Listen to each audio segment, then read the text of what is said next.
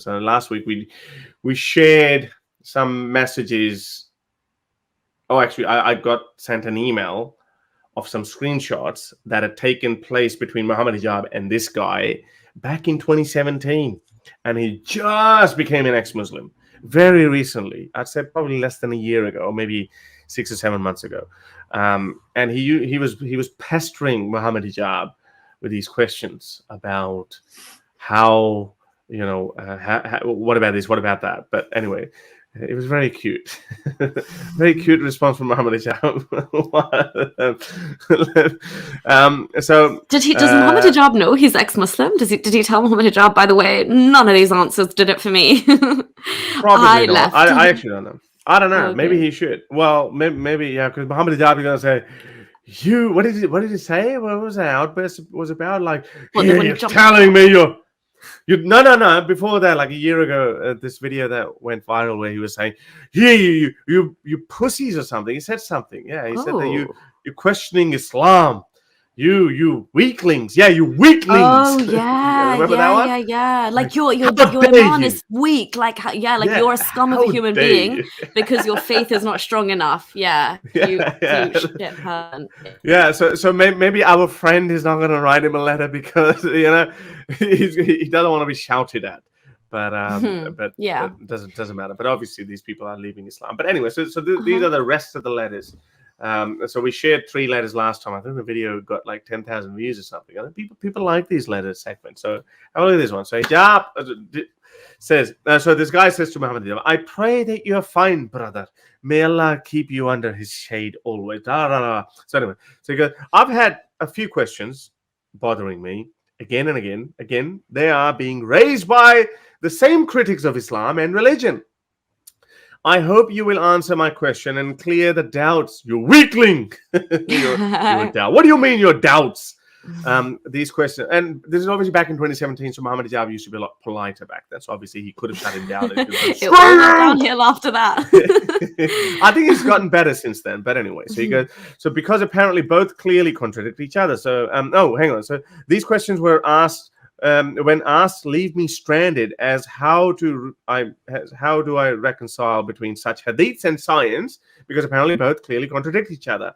For example, but Friendly Muslim says there's science hadith. It doesn't matter. Leave Friendly Muslim out of it. Okay. These kind of Muslims, they're harmless. I don't want to argue. He's so much better than Islam. It annoys me. But come on, carry on. Leave him be. Let him be. These are a list of few ahadiths which from a part of many similar ahadiths and verses stemming from the same apparent problem, i.e. they stand contradictory to science. Like the hadith when a Sahabi Abu Dhar was asked by the Prophet, do you know where the sun goes? Remember that famous hadith? We've spoken about it a few times. It says, so Muhammad was going with his friend on a donkey. All of a sudden, nobody said nothing.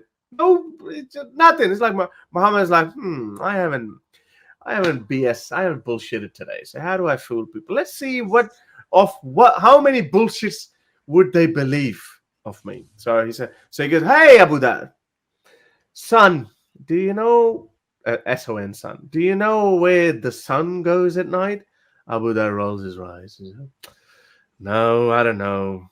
I guess I'm about to find out. So you tell me, dear Prophet. Prophet goes, it goes. We see it move across the sky and it goes under the throne of Allah and then it sits there, prays and I don't know. Ask for permission to rise and set. Then he asks for permission. Should I come from the other side? And then Allah says, yep, you can come. So that and on the day of judgment, it's going to flip and we're all effed. I even saw, Venus, or is it Venus or Mercury? Oh yeah, I think it's Mercury. Well, maybe Venus. I don't know. One of the two planets. They actually spin the other way. So yeah. So we go from east to west. They go west to east. So they go the other way. So, so some Muslim actually told me, you know what? Why do you think that? Sun can't rise from the west? It does on Venus. But what are we going to have to go through? We're going to have to stop the Earth from spinning, and then we're going to have to go. Let's go the other way. Before the sun rises from the west, we would all be thrown into space. But anyway, That's too much science. So anyway, so this guy is a smart guy. He's thinking. He's asking these questions like, what does that mean? Asking the right questions, might we add? Yeah.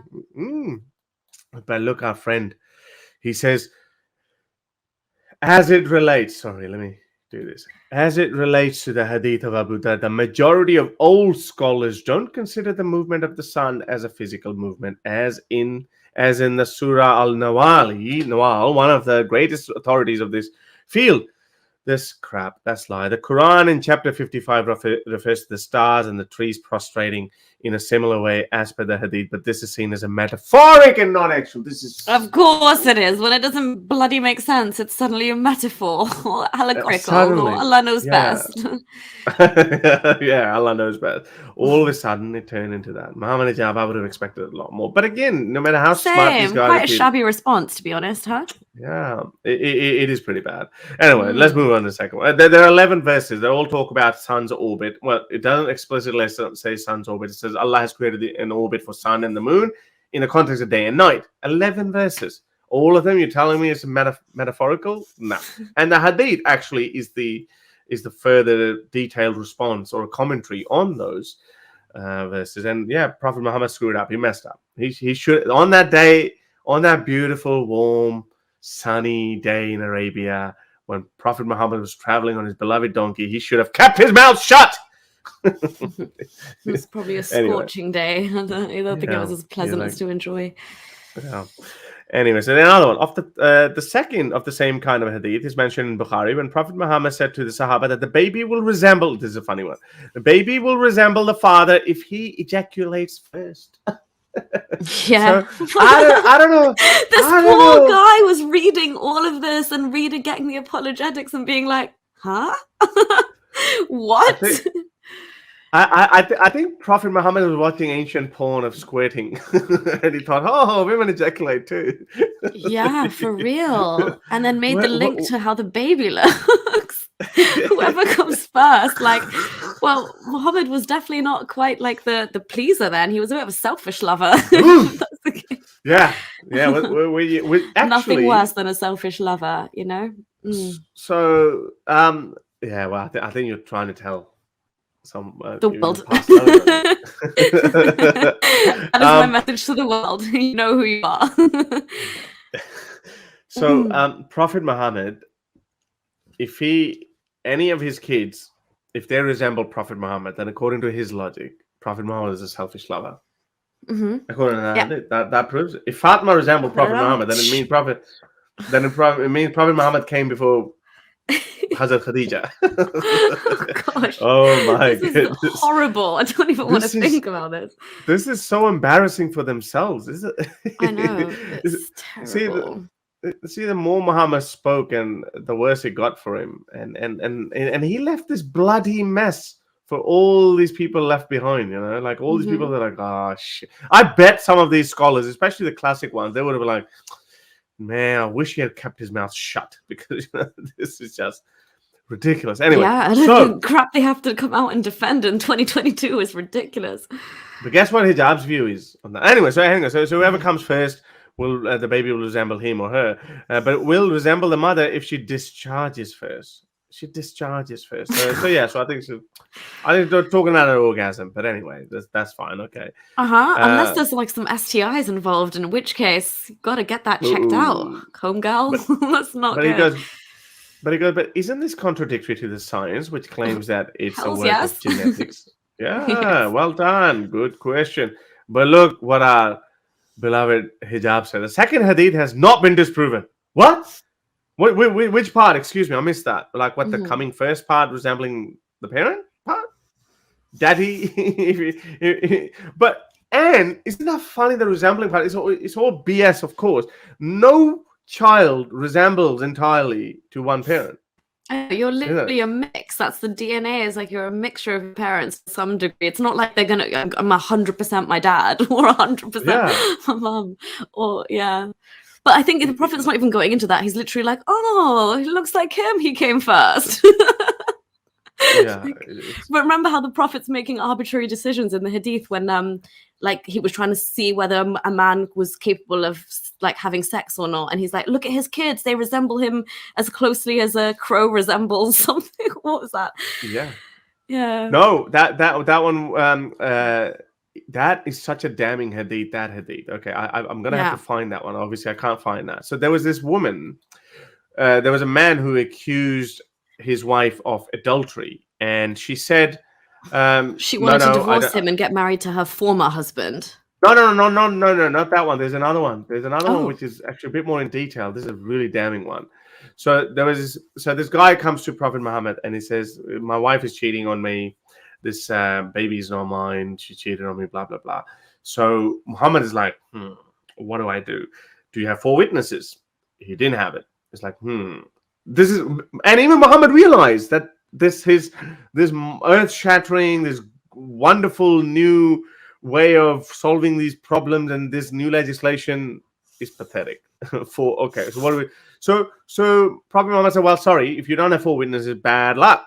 And the guy goes, no, but Prophet, I've seen it. I saw it. I know this is true. So this is not right. So Muhammad realized, oh, hang on a sec. My 4 witness rule is going to be challenged now. Because this guy knows. And Prophet Muhammad obviously believed him. He thought, yeah, if you saw it, well, how do you do? He goes, okay, now you have to give shahada 3 times that you did it. Is it 3 witnesses or 4? Is it 3 or 4? 4. Yeah. 4 witnesses. So he goes, you have to. It's because Aisha was caught with 3 witnesses. That's right. So that's why Muhammad, every other time he did things in 3. He's obsessed with the number 3 otherwise. We know that. Yeah. But when it comes to Aisha being a bit cheeky. 4 witnesses. Yeah. So go ahead with Prophet Muhammad said, okay, well, now you have to give shahada 4 times that my wife is an adulterer. So that would be counted as 4. So now I said, okay, Prophet Muhammad said, okay, bring the woman forward. And the accused woman came and she said, Prophet said, well, how do you respond to the charge? She said, nope, I didn't do it. I'm innocent. And then his Prophet said, okay, well, then you have to give shahada 4 times now. So, and mind you, the 4th oath you have to say, you're gonna have to say, if I'm lying, then Allah may curse. So first 3 times she said, I didn't do it. And then people say, oh, no. Lady, please, Allah is gonna curse you. Obviously, she's a smart lady. She'd go, I'll deal with Allah later, but I don't want to be stoned to death right now. So she said no. And she said, I'm not guilty. So at the end, Prophet Muhammad said, this is it. Muhammad actually admitted the law of Allah was pathetic. Muhammad said, you know what? I can't do anything. If it wasn't for the Quranic verse that you need to provide 4 witnesses, and if there's a stalemate like this, then I can't do anything. But my gut tells me, if it wasn't for the Quranic verse, I would have had her stoned, because I know she committed adultery. So anyway, but he said that he just gave a hint. He said, if the baby is born with big, thick ankles, dark ankles, then it means she did cheat on her husband. Yes. With so-and-so dude. Yes, that was it. So anyway, so 9 months later, or 7 months later, the baby's born, and the baby resembled the guy who she had supposedly slept with. So that's when Muhammad made the remark. He said, Muhammad said, damn it. Your law is pathetic, because it's proven now. But then he said, I'm not going to carry out the punishment, because that would be directly going against Allah's command. And this is the reason why a lot of fuqaha, a lot of scholars, don't accept the DNA evidence, because they say Muhammad also knew through common sense and ijtihad. Muhammad also knew that 4 witnesses is not a foolproof argument, but we have to use that because it's been decreed in the Quran. I was just going to say that, thank goodness, in a way, that this is also redundant now, because we've got like DNA and like CCTVs, and we've got everything. Like, we've got so many things in motion now, like even in terms of like conception and IVF and parenting and like test tube babies. It's so weird that Muhammad's little ankle theory and 4 witnesses, and in fact in Islam it goes as far as to say you're meant to have 4 witnesses who are like witness it, like as if like the analogy they give is like a fountain pen and an ink pot. You've got to actually witness that. So I mean, who is standing around? Who are these 4 people standing around to the extent possible? And then you like obviously how problematic this is for women who are actually raped. But yeah, insane how they have to stick to their guns and use these methods in the face of like how much science and progression humanity's made is because it's in the Quran. Yeah. But yeah, can you finish your Muhammad Hijab email? Oh yeah, so Muhammad Hijab one. I think there was a third. So anyway, Hijab just simply said that no, this is not true. And then there's a third one. It says, well, obviously this is not true. I mean, your baby doesn't resemble if you come first. Doesn't it, Horace? Oh, I thought that. but second, but look at the criterion these people said. They say it hasn't been disproven. I know, that's how low the bar is. Do you know what I mean? No, it hasn't been academia hasn't come out and said, this is bollocks. Therefore, we can still say it has some credence. There's some credibility to it because it's not been debunked yet. Yeah. If Muslims can go to bed with this kind of logic, more power to you. So anyway, so the third question, he goes, of the third and the last one, which is my personal example, when Prophet in the hadith and said that there is a piece of flesh in the chest, that which is when it is fine, the whole body is in submission, the hadith of the heart, which you must be knowing, but we know that heart doesn't have anything to do with good and bad actions, etc. So that's the hadith. So Hijab says on that, Sheikh Shankiti wrote a whole paper on the physical heart, and he used this hadith as an evidence, suggests, as you have, that the heart does in fact have some ability to comprehend and understand of a physical and literal way. See, and a lot of Muslims actually use it. There was a study published recent, not so long ago as well, where it said that some thoughts could come from heart, and it wasn't literally like cognition. It wasn't cognitive thoughts. It's like, for example, if your finger is burning or your hand is burning, a thought of pain arises. You could argue that it's coming from your hand. Yes, but because heart is a bigger organ, so there's a few more neurons than there are or nerve cells than there are in your hand. So you can't actually say, there's no study that actually says that your thoughts are actually originating.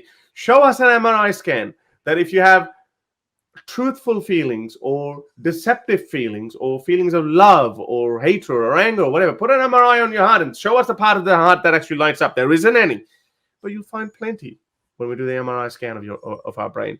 So again, they're clutching the straws. It's like, wow, the scientists said there's one little paper that says that some thoughts can be manipulated by heart. And yes, they can be, because heart is probably a very big organ.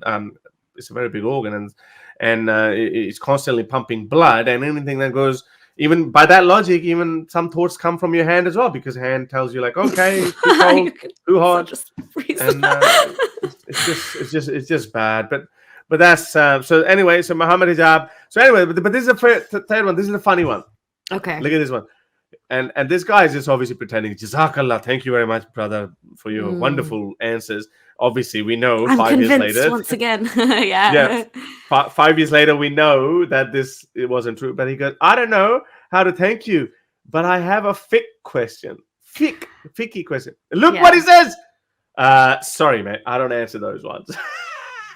Oh wow, that's his red line, huh? No fiqh questions. Sorry. Why not? That's where all the juicy stuff is. No ficking questions. That's it. No fiqh questions. Why? Because in fiqh, I'm gonna ask you, like, if my wife is sleeping and she spoons me, what am I gonna do? I don't know if that question has been answered or not, but that question will fall under a fiqh question, like, oh, how to have sex with your wife. There is a hadith that you can have doggy style, but they don't like doggy, so they don't like the term doggy. They were the horse style, horse. They call it horse style.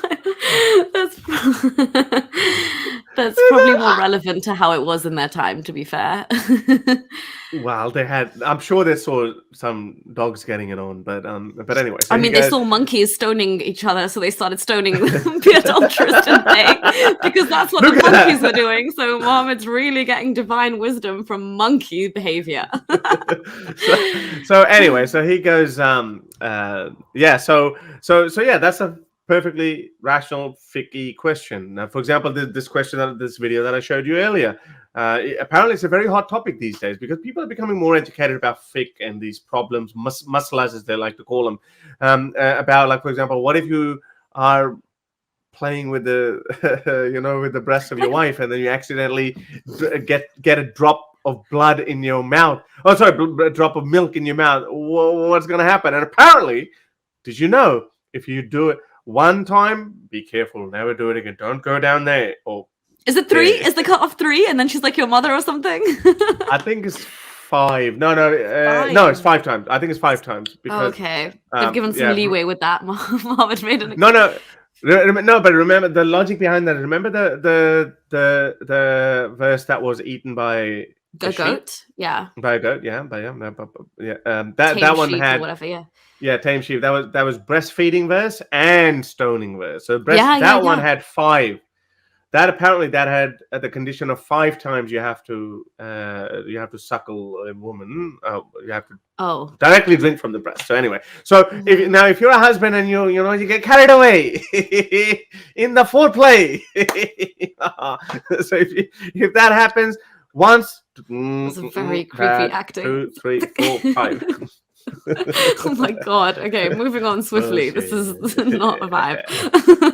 As if that's never happened to you. Yes, definitely not. Oh yeah. Well, okay. I don't have to click on these videos for these weird questions of life. The University of Life requires me to ask this question. No, but that is the problem. We're taking the piss out of it, but these are genuine life and death questions and answers for Muslims. I know. Good. These are problematic parts. This is why he said, "Sorry, I don't answer these fiqh questions. I don't answer them." So poor Muhammad Hijab. Anyway, to help me produce more videos like these, support me on Patreon or PayPal.